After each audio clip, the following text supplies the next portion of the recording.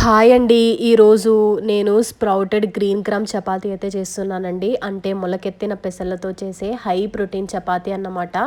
నిజం చెప్పాలంటే ఇది ఒక పవర్ ప్యాక్డ్ హెల్తీ ఫుడ్ అనే చెప్పొచ్చు. కిడ్స్ నుంచి పెద్దల వరకు ప్రతి ఒక్కరు తినాల్సిందే. ముందుగా ఒక కప్పు పెసలను రాత్రంతా నానబెట్టుకునేసానండి.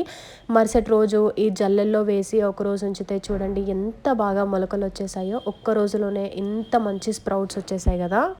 ఇప్పుడు ఒక కప్పు మొలకెత్తిన పెసలను మిక్సీ జార్లో అయితే వేసుకోండి. ఇందులో ఒక చిన్న ఉల్లిపాయ, 2 పచ్చిమిర్చి, ఒక చిన్న క్యారెట్ ముక్కలు, కొద్దిగా సోంపు, 2, 3 వెల్లుల్లి రెబ్బలు, చిన్న అల్లం ముక్క వేసి కొద్దిగా నీళ్లు పోస్తూ స్మూత్ పేస్ట్లా గ్రైండ్ చేసుకోండి. ఇలా ఉంటే సరిపోతుంది, మరి బరగ్గా కాకుండా.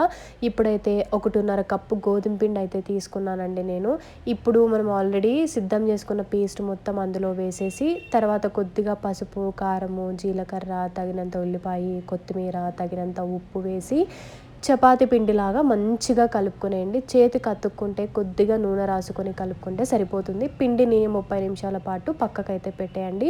తర్వాత మామూలుగా చపాతీలు మాదిరిగానే ఒత్తుక్కునేస్తే సరిపోతుంది. పొడి వేసుకొని దీనికి నెయ్యి లేదా బటర్తో కాల్చుకోండి, చాలా బాగుంటుంది. ఆయిల్ కంటే నెయ్యి కానీ బటర్ కానీ వాడితే రుచి కూడా బాగుంటుంది, పోషకాలు కూడా మంచిగా అందుతాయి.